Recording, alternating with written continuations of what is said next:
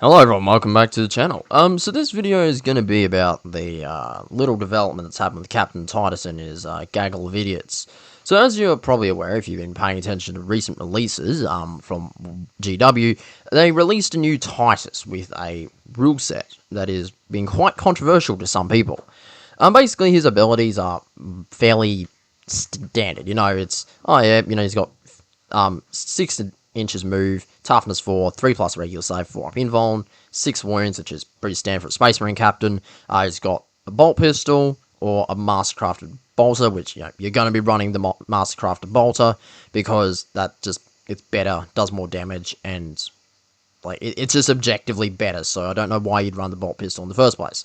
Then it comes with the mastercraft chainsword, which is anti-infantry 2 up, 8 attacks, weapon skill 2 up, strength 5, AP 1, damage 2. So that's pretty decent. He's got feel no pain 5 up and he's a leader, so that's pretty reasonable. You're probably going to want to stick in with Blade Guard veterans, because he's pretty good with them. He's got a bit of synergy, and they've also got that nice 4 up invuln save.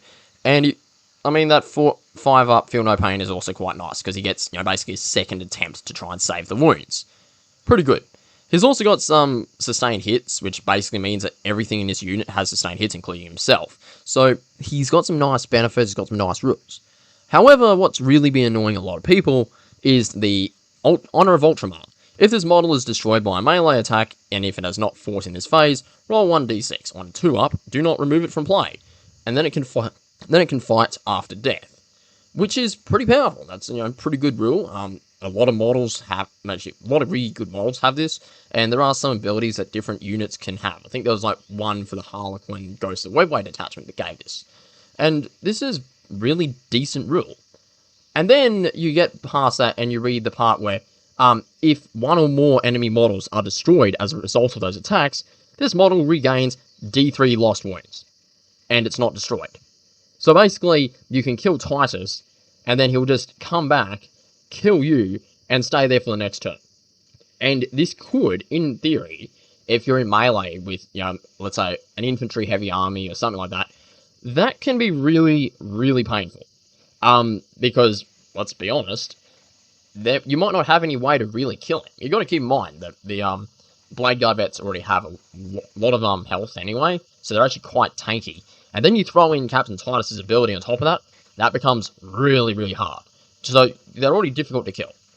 And that makes things kind of difficult to deal with and really annoying at the end of the day, especially for certain army lineups. Like, for instance, if you're like me and you play Harlequins, my whole shtick is getting in your face and doing melee. Yeah, I'm going to kill most of your stuff. That's how Harlequins work. They're very good against elite infantry and that sort of stuff. But then you look at this ability, which effectively nullifies that, because no matter if I kill Titus, he can just come back on a 2 up, which is really bad. It's not really bad, it's really powerful. Now, to kind of add insult to injury, Titus has also got supposedly 90 points cost, which is not much at all, which is fairly cheap given the fact that he theoretically can just be unkillable on tabletop, which, not going to be too super fun to play against. I personally am not really wanting to see him on the enemy's team, let's just say that. But the thing is, a lot of the gunline armies have been getting kind of smug there, and of course Imperial Knights players. They've also been getting very, very smug. They've been sitting around laughing and going, yes, Tower Railgun go brr. But just recently, a new detachment rule has come in. Orbital Assault Force, rapid drop deployments. Through the use of teleportation, drop pods and gunship insertion, entire strike forces of Space Marines and even their armoured support can deploy from orbit in a matter of moments, a capability that in of itself has won entire wars.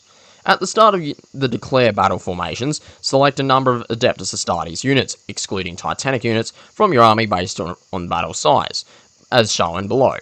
Models in those units have the deep strike ability: Incursion, Strike Force, and Onslaught. Incursion you can choose 2, Strike Force you can choose 3, and Onslaught you can choose 4. Now, that's pretty bad. That's pretty bad for anyone, not wanting a tank in their back line. But don't worry, it gets even worse. Because, you see, this was the whole point about Titus. The whole point was, he's going to be somewhat slow and he's going to have to be in a vehicle. You're going to want to move him either in a vehicle or as a big blob across the table. In that time, that traversal time, that's where he's going to be vulnerable. That's where you can kill Titus. Now, you can now just give, throwing one out here, a Land Raider, which, costs 220 points, can come with 2 Godhammer las cannons, attacks 4, adding both the guns together, 3 ups to hit, 12 strength, AP 3, D6 plus 1. Plus, you also get a Hunter Killer Missile. You can swap the heavier gun out for the Godhammer las cannons out for multi-melters if you want to get that melter range in, and you get all these different abilities, right? There's a lot of stuff involved. Now, that is very powerful. But then you can also, with the Land Raider, put 12 Adeptus Astartes infantry models into that unit. So basically, you can now just go get Titus, the Gaggle of Idiots, slap him into a Land Raider, and deep strike that. And you might be saying, okay, well, look, that's just one model. That's not too much. And the answer is yes, until you check the thing again, and you realize that at a 2,000 point army, your opponent can drop 3 vehicles into your backline. Yeah, those Tower players and those Imperial Knights players that are getting quite smug about that? Well, you could drop 2 Gladiator Lancers in, which have the Lancer Laser Destroyer. 2 ups to hit, 2 shots, 3 ups to hit, 14 strength, AP 4, D6 plus 3 damage. You can drop 2 of them in. And also, what makes things even better is that the detachment rule gives you the ability to, every time an Adeptus Astartes model is set up and makes an attack, if it was set up on the battlefield that turn, it gets to reroll a wound roll of 1. So basically, you're most likely going to be wounding whatever you're shooting at. You're most likely going to be doing a lot of damage to whatever you're shooting at, in fact. And that makes things really bad for anyone on the receiving end. And you can just drop this into whatever backline position you have and hit the enemy wherever you really want. Now, this is really powerful because basically tanks deep striking is obscenely powerful, right? Tanks deep striking is incredibly dangerous. Like, for instance, Eldar, just bring up my army, right? Eldar have a couple of units that have deep strike. I believe Swooping Hawks, Lycus, and the main tank that we have is the Falcon. Now, the Falcon is more or less a slightly worse a much worse version of the Land Raider. Because basically what it has is it's got 9 toughness instead of the 12. It's got 12 wounds instead of 16. It has, I think, a 3 or 4 up regular save. And then it has much worse guns than what the Land Raider has. But to add insult to injury, I also don't have the other abilities that this vehicle puts forwards, such as the transport capacity of 12 infantry units. And my infantry are a lot less tanky than Adeptus Astartes units, which becomes really difficult to deal with here. And this is really the big problem. So if you don't play correctly, or you don't roll right, or you set up wrong, or if, let's say, you're playing Knights, because you got to keep in mind, right? Let's say you're playing 2 Gladiator Lancers, and 1 Land Raider with the Gaggle of Idiots, right? Land Raider plus Gaggle of Idiots is going to come to about, I'd say, 400, maybe close to 500. You throw in the 2 Lancers, you suddenly have 600-700 points worth of troops, right? So you now have 1,300 points of whatever else you want to put into your army, including other gladiators, other Land Raiders, other infantry, and potentially knights, potentially heavy tanks, and other armored vehicles. You can put in a lot of other gear, and along with Terminators and various other models. This is going to be really difficult to deal with, and this is the problem. And you got to keep in mind, like I'm saying, the problem is this ability, the Deep Strike ability, allows you to bypass the weakness or the key weakness of Titus' unit. His problem always has been you have to move him across the board. Yeah, sure, that 2-up ability is really nice, but if you shoot him, he can't do anything about it. But now you look at this ability and you look at these rules, And you're like, well, he's basically guaranteed to get into range and do the melee attacks he wants. And he can just be thrown into your gunline army.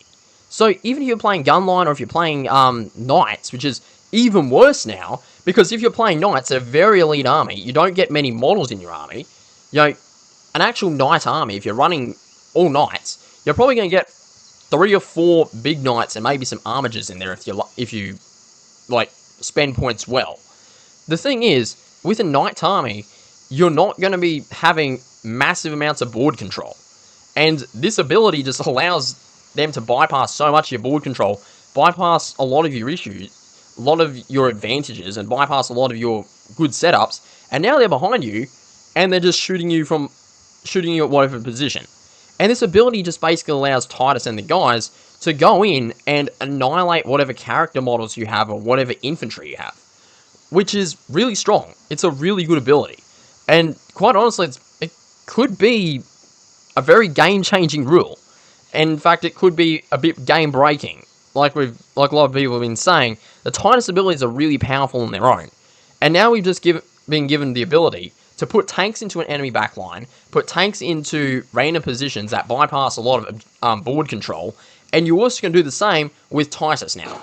So basically, he gets to ignore all the setup you have, ignore all the defenses you have, ignore all the positions you've got, and he can pick and choose where he's going in. This is really powerful. But yeah, that's all I've really got for now. I hope you all enjoyed. If you did, please leave a like and subscribe. It's really appreciated, and I will catch you all in the next one. Thank you very much for watching. Goodbye.